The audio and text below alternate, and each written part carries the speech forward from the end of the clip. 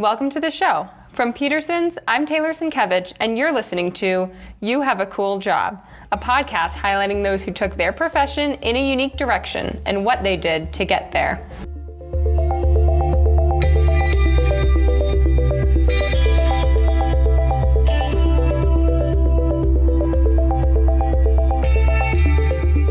On today's episode of You Have a Cool Job, we talk with the man behind the magic of Coachella, Electric Daisy Carnival, Lollapalooza, and many more. Steve Lieberman is a lighting and production designer who has made quite the name for himself in the club and music festival world. He first explains what the festivals are like behind the scenes. Well, when we're actually on site backstage, it's not as glorious as everyone may think if you're actually watching the show from an audience perspective. Mm-hmm. Backstage is a lot of stagehands kind of waiting to move things on and off, a lot of heavy machinery, electrical equipment, generators and such, and usually a few trailers with production office personnel in there. So it's usually, for the setup of the event, it's a beehive. It's very active. And then once the event's going on, it's usually just getting artists on and off stage back there, maybe rolling equipment on and off stage. So we're not partying back there, if anybody thinks that that's what's going on. It is absolutely a work environment. And so when you get that backstage pass and you think you've just, acquired the Holy Grail, you've been very much misinformed. Got it. And what about the setup of these events? Well, it depends on the show. I mean, when you get into large scale and large format events, setting up these shows can take anywhere from 2 days to 2 months. Mm-hmm. And it just depends on the scale of the show. So for instance, Electric Daisy Carnival in Las Vegas, that's a 2-month setup.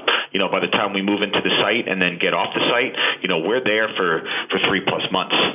Because there's just so many logistics that need to be coordinated in preparation of building these stages. And then we have events like we just did Rolling Loud this weekend down in downtown Los Angeles, and we had to design it so that we can get the stage out within 9 hours of the doors closing. So that needs to be considered as well. So as big as the stages looked, and if anybody was at the show or saw it on socials, you could see the stages look massive, but we designed it in very careful, with careful consideration, knowing that we needed to get this thing out in 8 hours, be gone because of a football game. For the festivals that have a much longer time frame for setup and teardown, Steve explained what exactly goes into those months of setup for massive music festivals. Securing the site, bringing in the steel, marking off the positions. Some of these structures just take weeks to build. And then, you have all the different disciplines that come in, from scenic to video to lighting to staging and all the other parts, the rides, the merch, food and beverage, entry portals, camping sites. There's just a lot going on. Just moving, hundreds of personnel onto the site, production personnel, just getting the infrastructure to support them takes time. Steve's company, SJ Lighting, started with just lighting design.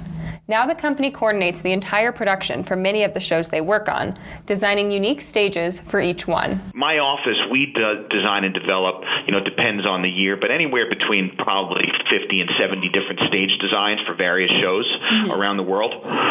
So some of them are full production design. Some of them, we're handed a stage and we're told, okay, this is the stage that we're using. Put your elements in here, which is still qualified as production design. And then sometimes we're given scenic elements, say, light it, and then it might just be lighting design. But we have the skill set, and the personnel with the proper credentials to go ahead and fulfill those requirements based on whatever the client may need. Right. And then you also just mentioned from venue to venue, it can look really different. So how does that change? Is it just a matter of there's more stages somewhere like Coachella than there is at maybe a smaller club? Well, absolutely. So, every job, there's no real blanket statement that qualifies how you do production design, because every environment has its own unique challenges and kind of circumstances that you need to accommodate. So whether it's a Coachella, Lollapalooza, or an EDC, every site plan's different, every city's different, the weather conditions might be different, time constraints might be different. So you need to just take all of these items into consideration when going through the logistics of what it takes to produce these events. So each show has its own requirements, and you have to address them uniquely and make sure that it's bespoke for that event. Okay. And then, Steve, what is the most interesting venue scene that you've worked on? Because I would think of the really big shows as just being a lot of work, but what's kind of the most intricate planning you've done on a venue? I'm going to, as far as like special events and festivals, I think EDC Las Vegas is probably, not only is it the highest profile, but it's the most amount of work with the most intricate details that we develop, because that's Insomniac's flagship, and out of every show I've ever worked on, whether it's their brand or another brand, this is the one that really, for us, kind of takes it to another level when it comes to detail-oriented shows and really trying to create an immersive experience. So when you're trying to do that, it's not just the stage design, it's the whole environment tying it together. So if you come to the kinetic field or you go to the circuit grounds, there's entry portals that tie into the design and philosophy of the design. There's merch and F&B areas, food and beverage areas that are tied into the design of each area. And we're trying to create this whole experience. So you're not just walking through a parking lot or walking through some festival site. You're at EDC and it's the experience. Doesn't feel like it's the Las Vegas Motor Speedway anymore. It feels like a wonderland. Everything else has kind of gone out the window. Reality is upside down the second you walk through those doors. So when it comes to something like that, and you do a show like EDC where everything has a detail, that changes it, as opposed to doing shows where it's, you go from stage to stage. We try to do cool stage designs, but the in-between areas and the transition areas, are cool, but they're not highly detailed as in an experience like EDC Vegas. Okay. Interesting. And then with all of these huge music festivals, how has your job changed as these have kind of blown up with millions of people going to them? Well, the size and scale, you can imagine, kind of works proportionally. Mm-hmm. So as the show gets bigger, our requirements to produce a show gets bigger. Right.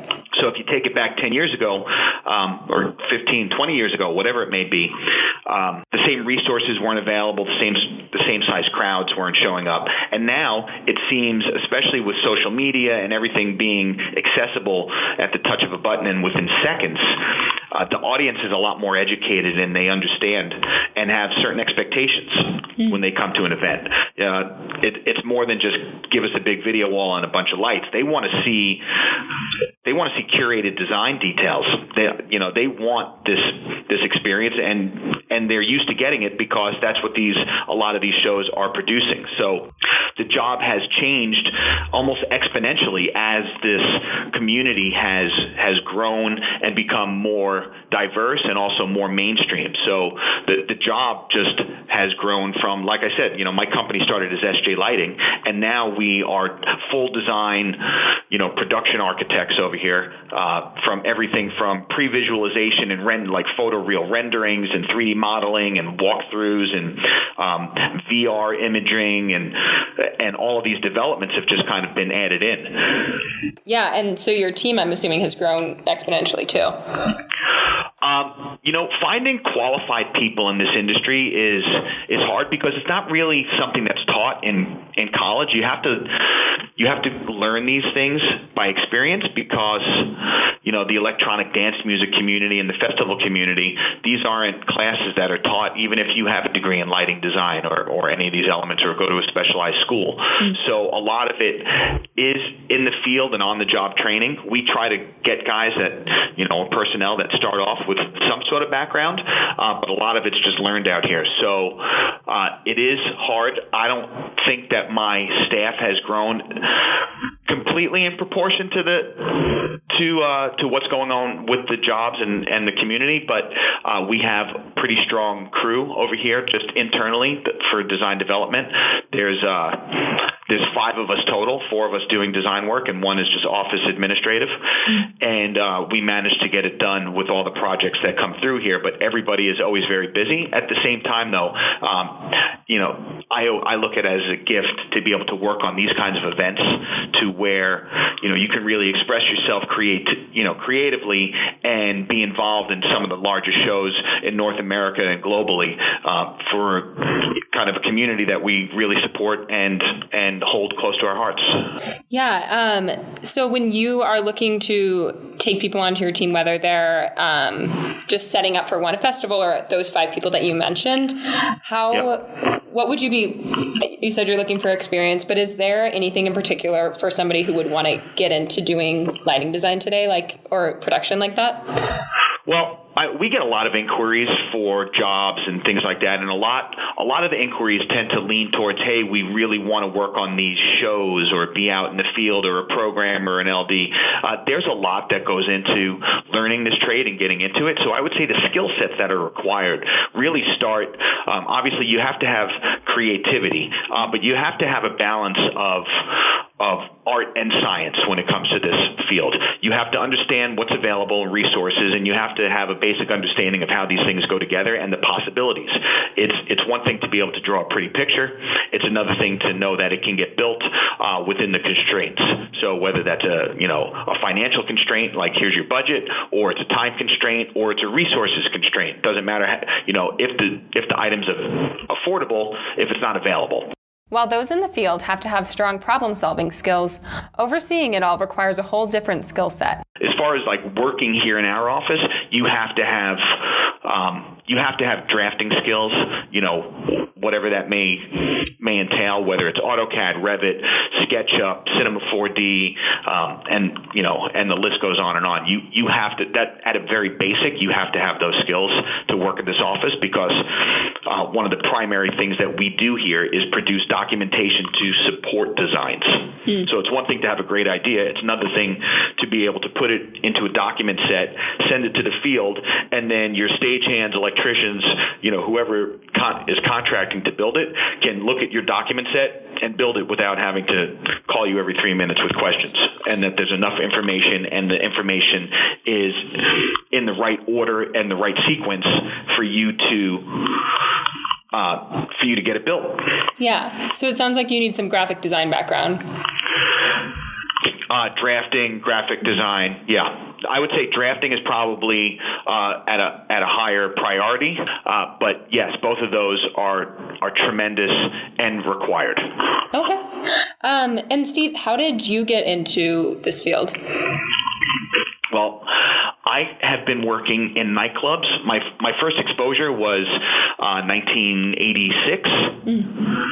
So I was working at a nightclub in New York in the Hamptons during the summer, on teen night, serving soft drinks behind the bar on teen night, and that evolved into then becoming a bar back in that same nightclub for a few summers, and which just evolved into then the rave scene came to New York in 1990, and I got involved with some friends who were actually doing lighting, and from there it just kind of kept picking up pace. So went to college, University of Arizona, and while the raves were starting to hit the East Coast and the West Coast simultaneously, it was sort of spreading out across the United States, still very much a subculture. And I had friends that were involved in doing it. I really enjoyed those shows. I've always been a dance music fan. And I found that I had a knack for lighting. Yeah. So just learned it out in the field. So after college, instead of continuing with my education, which was a consideration, I actually took my LSATs and was going to go to law school, started applying to school. I had this epiphany that I was going to change directions and go work in nightlife, which probably at the time wasn't the greatest choice. And let's just say at this point in time in my career, I've managed to capitalize on bad decisions. What was your degree in? I have a degree in history from the University of Arizona, which absolutely has no relevance to the trade. But what I would say, and I tell a lot of people that we have talks about just getting into this industry. College education, even if you don't have it in the field that you're working in, it proves something to an employer as well, and it proves that you can accomplish long-term goals. So although I have a degree in history, I was able to manage getting that degree and figuring out what was required in order to graduate.